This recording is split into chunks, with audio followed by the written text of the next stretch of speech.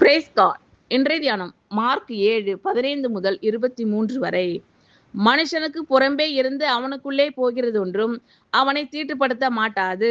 அவன் உள்ளத்திலிருந்து புறப்படுகிறவைகளே அவனை தீட்டுப்படுத்தும்.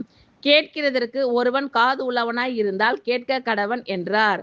அவர் ஜனங்களை விட்டு வீட்டுக்குள் பிரவேசித்த போது அவருடைய சீஷர்கள் அவர் சொன்ன உவமையை குறித்து அவரிடத்தில் விசாரித்தார்கள்.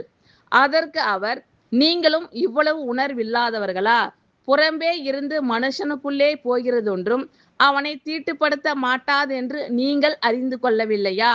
அது அவன் இருதயத்தில் போகாமல் வயிற்றிலே போகிறது. அதிலிருந்து எல்லா போஜனங்களின் அசுத்தங்களையும் கழிக்கிற ஆசன வழியாய் நீங்கி போகும். மனுஷனுக்குள்ளே இருந்து புறப்படுகிறதே மனுஷனை தீட்டுப்படுத்தும்.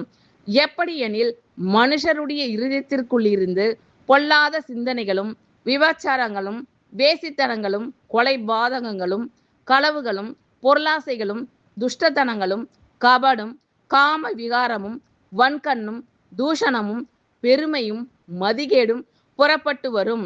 பொல்லாங்கன் ஆனவைகளாகிய இவைகள் எல்லாம் உள்ளத்திலிருந்து புறப்பட்டு மனுஷனை தீட்டுப்படுத்தும் என்றார். ஆமீன். Thank you Lord.